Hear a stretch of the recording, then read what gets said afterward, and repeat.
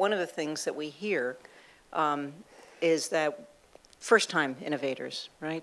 The first time you want to start a company, how do you do that?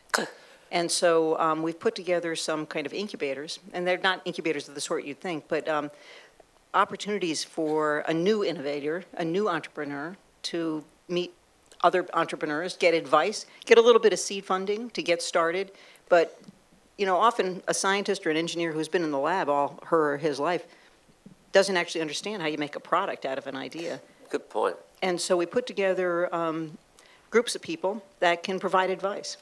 And one of the things that has impressed and astonished me is the willingness of entrepreneurs to reach back and put a hand out to the next generation and bring them along.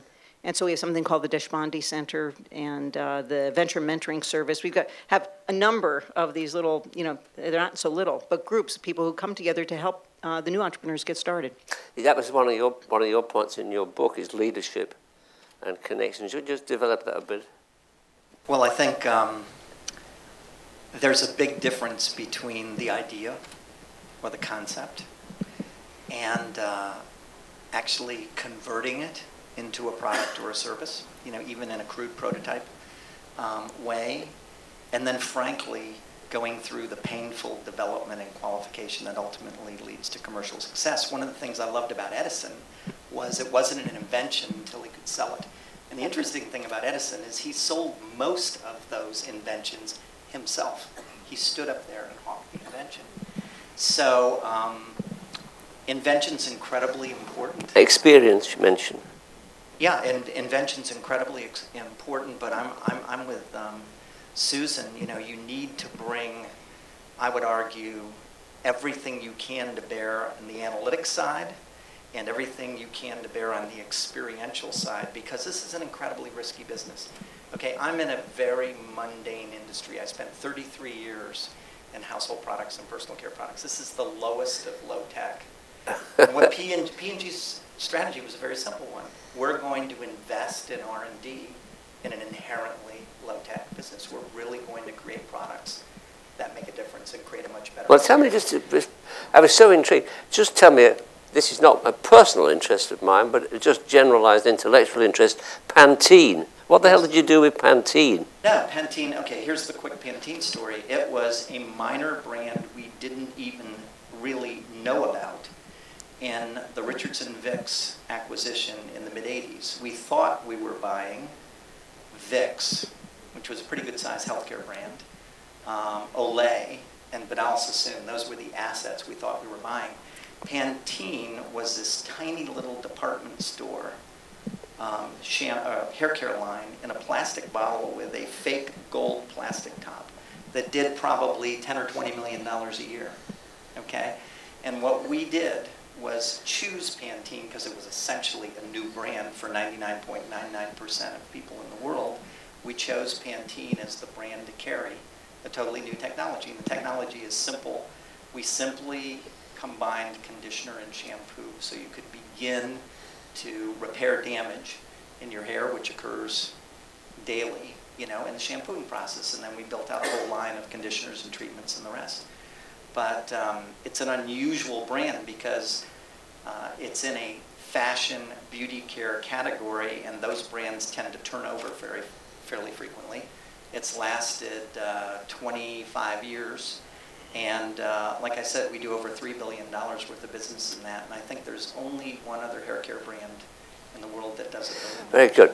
These individual success stories, which we heard about this morning, how do we translate these into a national program? You talked about global connections and so on, but you also went to Finland and Singapore, and it's true to say, maybe the panel will disagree, but the perception is that the United States is no longer the primary leader in the world of innovation. There's a difference between looking at innovation as an enterprise or corporate phenomenon and looking at innovation in a society. You know, for a company, the classic definition of creativity applied to a purpose to realize some value is good enough. You know, you create a new product or service or experience, you sell it at a margin, the margin improves because of learning curve effects, you get scale, and all of a sudden life is good. You know, the company is more profitable, EPS goes up, bonuses improve, and this is the sort of business dream. Societies are not necessarily in the business of creating new stuff to sell at a margin. You know, societies are in the business of assuring the well-being of their citizens. That's translated in terms of health and education and security.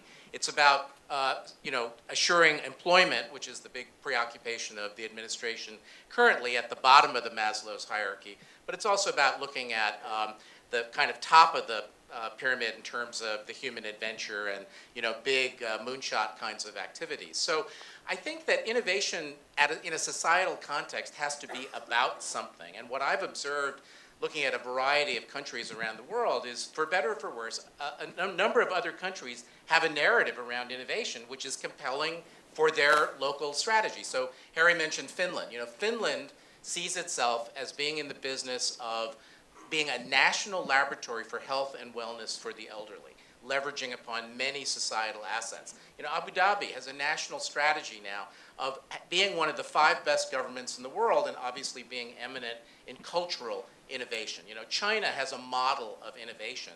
And whereas the United States has had this phenomenal legacy and cultural history and DNA for innovation, I think there's an open question about what we want as a nation from innovation going forward. It's really, if you look at the sort of evidence of America, it's still a phenomenal amount of innovation. And Silicon Valley, for instance, is still in a class of its own in terms of the amount of value that gets generated out of innovation globally. So there are some good things that are going on in the United States. I do think that perhaps the United States is big enough that it's hard to have a single kind of all-encompassing universal policy that applies equally well wherever you look, and perhaps there's an opportunity for thinking about it regionally or even city-based ideas and policies for innovation, which I think make some sense. Certainly there are some parts of the country where those kinds of policies are beginning to emerge. To touch on the point that you were beginning to make, and I think was made in the last panel, I think it's essential not to see innovation only being driven by science and science and technology. Science and technology is obviously fundamentally important, but for instance, one of the things that's made Silicon Valley so successful, and actually also I think the Northeast successful, is that there's a whole ecosystem of people that contribute to innovation. To pick up on Susan's point, there are lawyers and designers and advertising folks and all of the people and business folks and venture capitalists and everybody else that plays a role in making innovation happen. So actually what we need to do, I think, at an educational level is encourage kids to get excited about innovation, kind of whatever perspective they're coming at it from. Right. To know the history of innovation, vested interest here, because that's what I write about, and also to realize the manifold assets. For instance, just thinking, how many people here would buy a product I created, Spoof Hypothesis actually, which had a lot of wires and connections, and it was in a dark black box, and it was slightly heavy, and it really did exactly what the Apple did. The Apple succeeded largely because of its aesthetic design, right? Light, comfortable, easy. The radio technology in Apple, as you well know, is not, I mean, it's brilliant, but it's not unique.